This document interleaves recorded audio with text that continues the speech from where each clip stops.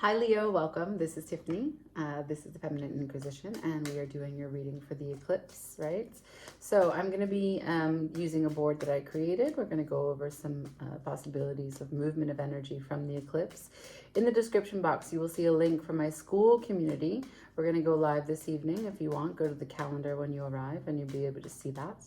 I'm also going to pull from what I'm shuffling now, which is the Shamanic Healing Oracle, and we're going to use one card to close the reading. I'm going to pull it now, but I won't look at it until the end. Can I see for Leo, please, this eclipse, what it is that they need? Thank you. I won't look at that. Excellent. Now we're going to use the Tarot of Dreams and pull cards for the board. So Leo, this is happening in your third house, which is going to govern all things communication, all things learning, all things environment, the boundaries of what exists where and how you understand it, your kind of surrounding environments. And you might find at this time that it's difficult for you to figure where you stand on certain hard conversations. You might be facing that, like you want to get clear, you want to get determined, but you also know that now's not the time. You're trying to wait to see what comes in. And so just to give you an idea about the solar eclipse, it's the sun shining on the moon. The moon is between the sun and the earth. So the moon is going to act like a second sun in a way, even though it blocks the rays. It's going to give us a chance to have a deeper sense of how we feel about the information. And so all eclipses bring changes, but it's going to give us with the moon, it's going to help us know how we can nurture ourselves for the change that's being asked of us, or how this change that is being thrown upon us is more nurturing for us in the long run, right? So let's just get into it. What are you finalizing? What are you realizing? What are you closing? What are you achieving? Okay, awesome. Can I see how Leo feels about it for this eclipse? Thank you. And the environment that it's occurring in, please. Thank you. And what does the door open to? What does the light shine upon? Thank you. Okay. So, what you are finalizing, what you are revisiting, closing out, what you are releasing, I'm not sure, is the Fool in reverse. So there was something that you no longer want to take a chance on, no longer feel spiritually elevated to move towards, no longer trust. You don't want to be the fool in this scenario. This does not set you free. Or when you look back on it, it was a kind of chance that you took that made you feel like a fool. How you feel about it, you're determined to change course. You have to make some big choices here. That's why you're in this in sort of this in between. As you can see, this is in the ether, right? But there are two paths you can go by. Not to quote Led Zeppelin, it's never too late to change the road that you're on. But that's what you're doing. This is a course correction, and you're going back to a time when you may have decided to act out in a way where you said, I'm not going to be the fool. So you're going to go back to that, and it's going to bring you to a new direction, a new choice. Now, you're optimistic about it, but the environment that this is in is an emotional stability, the King of Cups to the Seven of Coins in reverse. So the King of Cups is pretty clear on what his boundaries are, what his lines are. He's not going to be dethroned. He's not going to be caught off guard. He's not going to be rocked by any emotional experience. And the Seven of Coins in reverse means that you're the environment is not one where you are taking the time to sift through resources or make adjustments.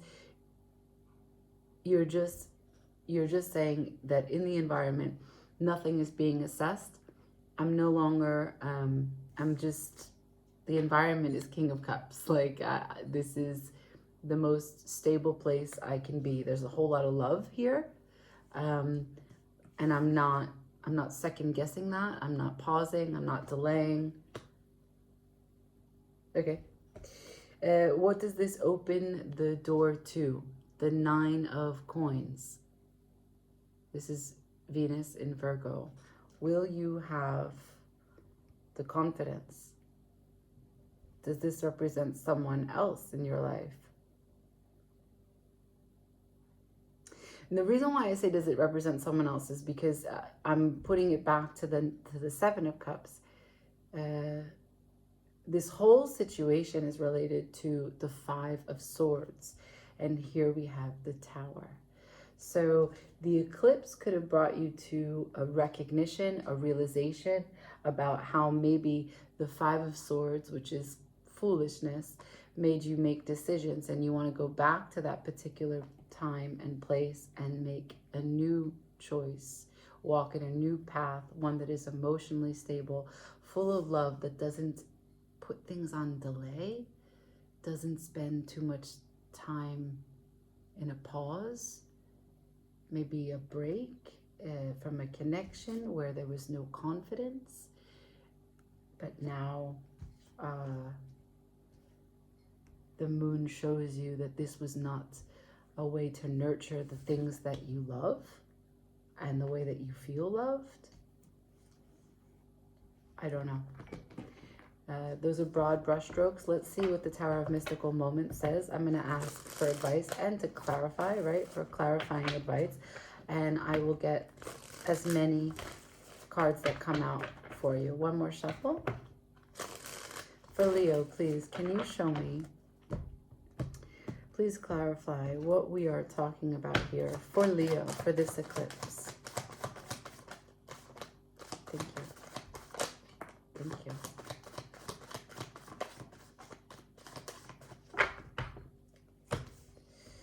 So I have the Ace of Wands. Sorry, I have the 8 of Wands to the Ace of Wands.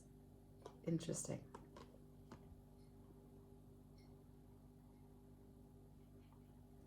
So if we know that how you feel about it is here, what comes before this is the Ace of Wands.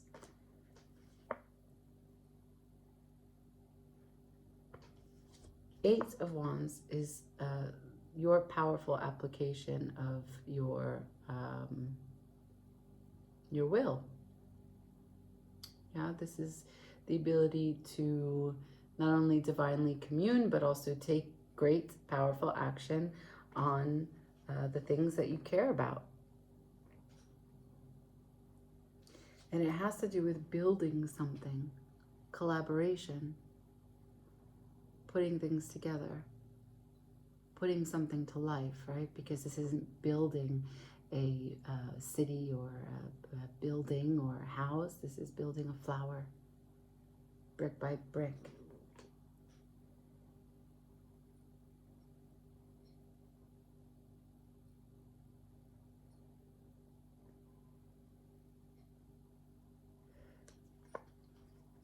There is something here about the flowers, right? So something bloomed in the Ace of Wands.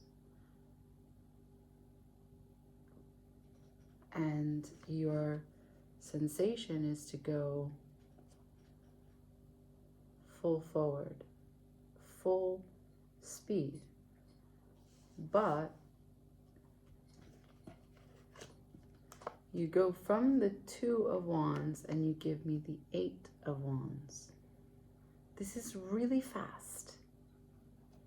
And we skip the 6 of Wands.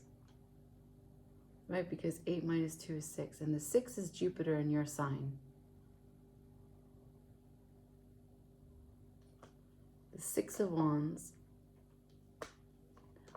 would be healthy pride. But this is talking about the 5 of Swords and the Tower. And you showed me the Fool in reverse.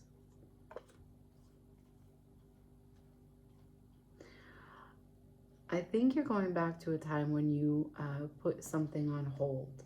And now you're realizing that there's a lot of action that is required of you. And you need to do it.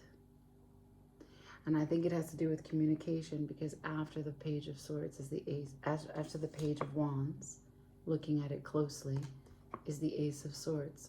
Unfuck your brain. And I think it has to do with another energy, because it is about building. Let's see what your oracle is. Sacred space. What is sacred space? Keeping the light burning, getting to the center of something, keeping the center of connection sacred. What is a sacred space? This card is reducing to 3, which is harmony. It's also an S.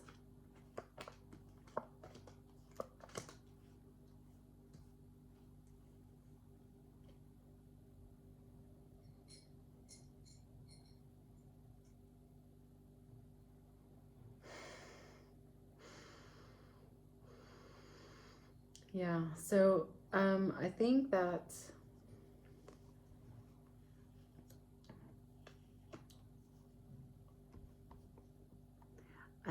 there's something about this moment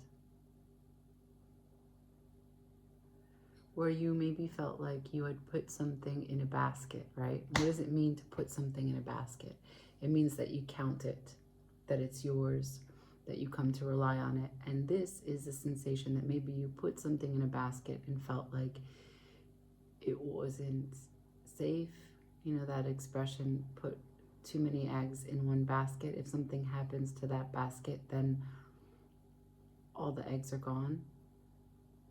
So that sort of risk assessment, that kind of fear-driven decision-making is not really in line with the King of Cups,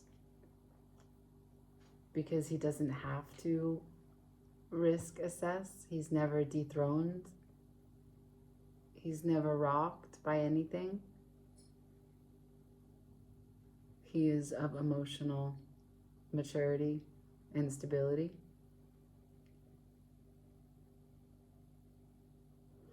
But then in the advice and the clarifiers, you give me no cups. All wand energy, which is how you feel about it. And pentacles, which relates to what the door is opening to, which is the 9 of coins. Those are the details of your abundance and the ability to call abundance towards you, right? I mean, I have to leave it there because I can't clarify more than that. I have to get through the rest of the signs. But it's very interesting because I don't know what a sacred space means to you. The moon holds your fears and your deepest wishes. And the sun is shining onto the moon. And so I'm going to say again, this eclipse offers you a chance to recognize how this change can be more nurturing than it may feel, and how accepting and bringing yourself to shift a perspective, a behavior, is actually more nurturing to you than you think it is. There is a sacred space in this story. A sacred space in your story where something blooms, has the ability to bloom.